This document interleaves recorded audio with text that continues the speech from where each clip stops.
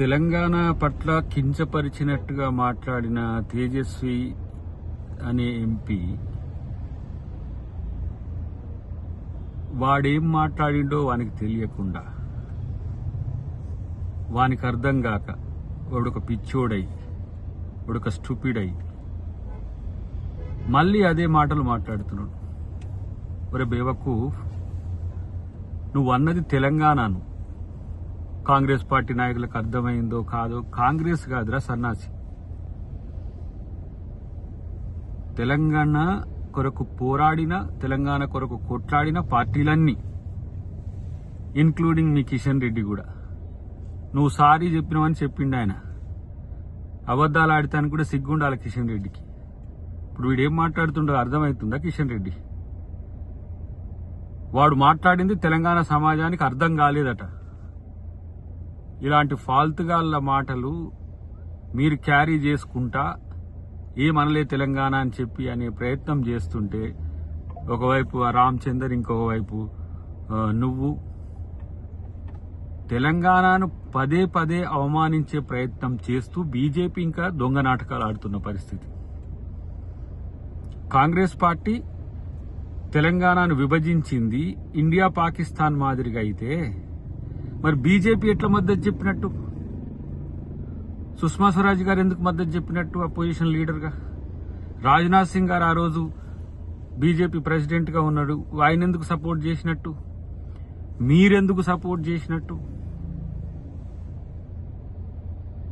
అంటే తెలివి తక్కువ వాళ్ళని ఎంపీలుగా ఎంచుకొని, మీ పార్టీని మీరే భ్రష్టు పట్టించుకొని, పోనీ మీ సావేదో మీరు దద్దురు పక్కన పెట్టు, తెలంగాణ మీద పడి ఏడవడం ఎందుకు? ఇలాంటి అహంభావపూరిత వ్యవహారం అనేది మీకు సిగ్గనిపించట్లేదా? ఇప్పటికైనా వానికి ఏమన్నా చూపియండి. ఇప్పటికైనా వాడు పిచ్చోడాడు, వానికేం తెలియదు, వానికేం అర్థం కాదు, వానికేం రాజకీయ అవగాహన ఉన్నవాడు కాదు.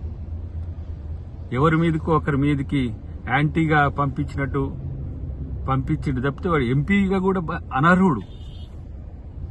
అలాంటి వాని వ్యాఖ్యలకు సంబంధించి మళ్ళీ ఇంకా మీరు ఏం చెప్తారో చూడాలి.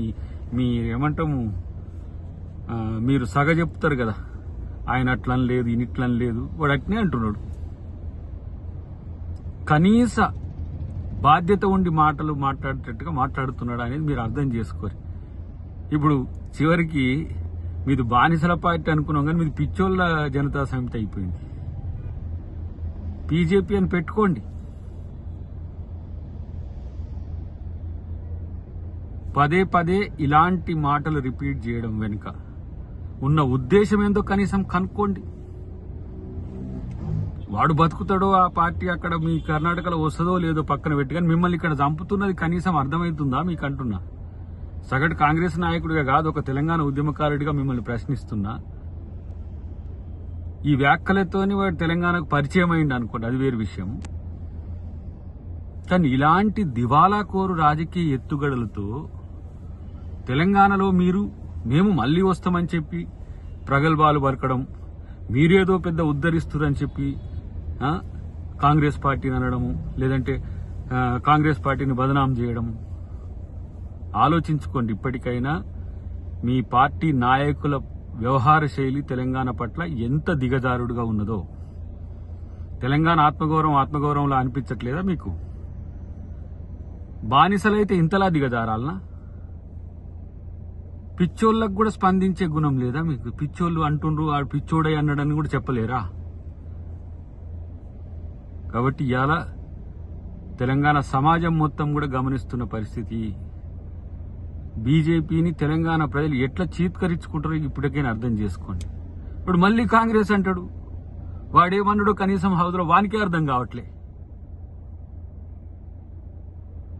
ఇలాంటి పనికిరాని మాటలు మాట్లాడి పరువు తీసుకోవద్దని చెప్పి హితవు చెప్తున్నా మీకు.